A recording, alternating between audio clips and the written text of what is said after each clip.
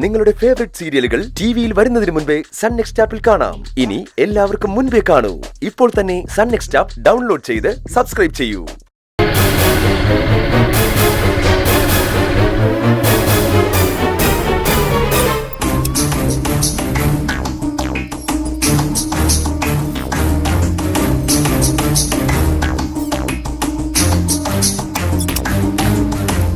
വണ്ടി അകത്ത് കയറ്റിയാലേ ശബ്ദം കേട്ട് ആരെങ്കിലുമൊക്കെ ഉണരും. നമ്മൾ ക്യാമറ അഴിക്കുന്ന കാര്യം ആരും അറിയാതിരിക്കുന്ന നല്ലത്.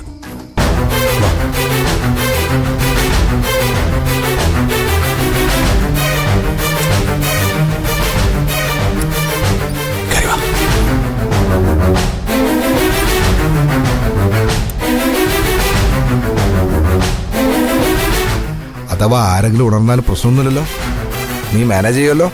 ആ പിന്നെന്താ, വിനയൻ ഒരു പ്രശ്നം വരില്ല. അതുപോലെ അത് മതി. അവിടെയും പിന്നെ വരാന്തയുടെ ആ സൈഡിലുമാണ് ക്യാമറ ഉള്ളത്. ഓക്കെ അല്ലേ?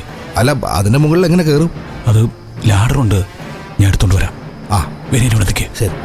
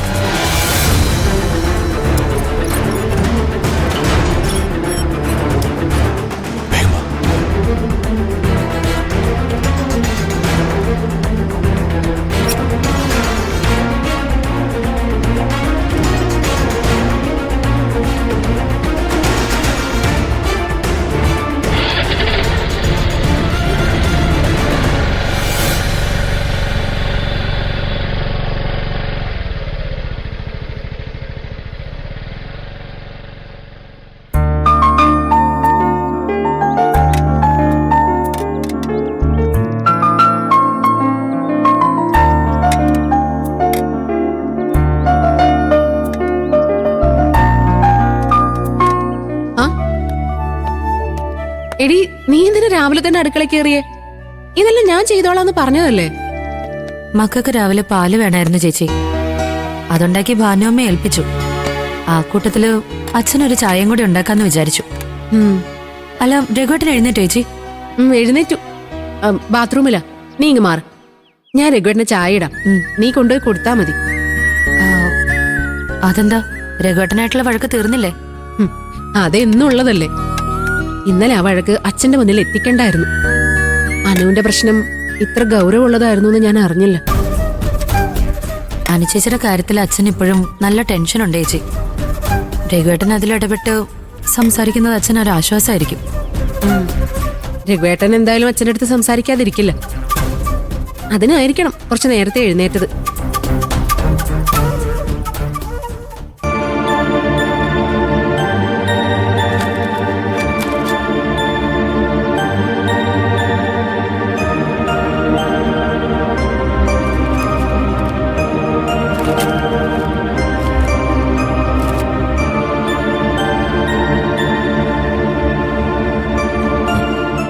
മോനെന്താ ആലോചിക്കുന്നത്? അല്ല, പത്രം വായിക്കുന്നതല്ലെന്ന് കണ്ടാലറിയാം.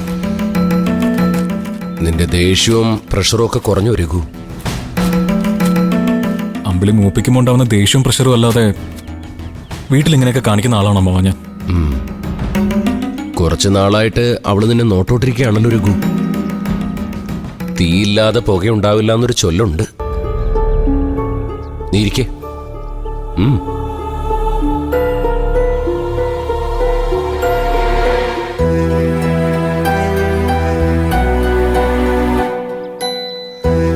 നിന്റെ ഭാഗം ക്ലിയർ ആണെന്ന് നീ തന്നെ മനസ്സുകൊണ്ടൊന്ന് ഉറപ്പിക്കുന്നത് നന്നായിരിക്കും രഘു.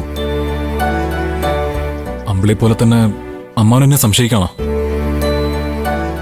ബിസിനസ്സുമായിട്ട് ബന്ധപ്പെട്ട ഓട്ടത്തിനിടയിൽ എനിക്ക് അവളെയും മോളെയും വേണ്ടത്ര ശ്രദ്ധിക്കാൻ പറ്റുന്നില്ല എന്നുള്ളത് ശരി തന്നെ. അല്ലാതെ നീ നന്നായ നിനക്കും നിന്റെ കുടുംബത്തിനും കൊള്ളാം. എനിക്ക് അത്രേ പറയാനുള്ളൂ. ശാസിച്ചും ശിക്ഷിച്ചും നിയന്ത്രിക്കേണ്ട പ്രായമൊക്കെ കഴിഞ്ഞുപോയില്ല രഘു. ഇനി അവനവന്റെ ജീവിതം അവനവൻ തന്നെ കാത്തുവെക്കണം. സത്യസന്ധമായി ജീവിക്കുന്നവരെ പോലും കള്ളനും കൊലപാതകയൊക്കെ ആക്കി മാറ്റുന്നവരുടെ കാലമാണിത്. അനുവിന്റെ കാര്യം നിനക്കറിയാലോ. ഒരു തെറ്റും എന്റെ മോള് ചെയ്തിട്ടില്ല. പക്ഷെ തെളിവുകളെല്ലാം അവൾക്കെതിരാണത്രേ. അല്ല, അനു പോലീസ് സ്റ്റേഷനിൽ പോയി മൊഴി കൊടുക്കാൻ തന്നെയാണ് തീരുമാനിച്ചിരിക്കുന്നത്? അല്ല, അത് അപകടം.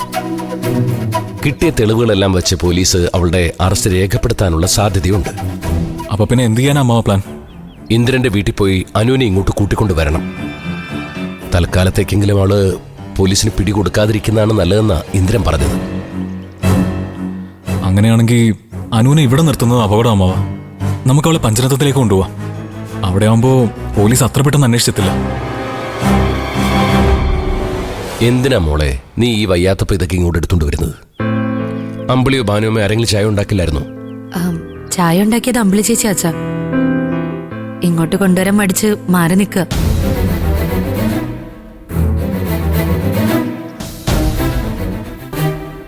ഒരു കുടുംബമാവുമ്പോ പിണക്കങ്ങളും പരിഭവങ്ങളും ഒക്കെ ഉണ്ടാവും.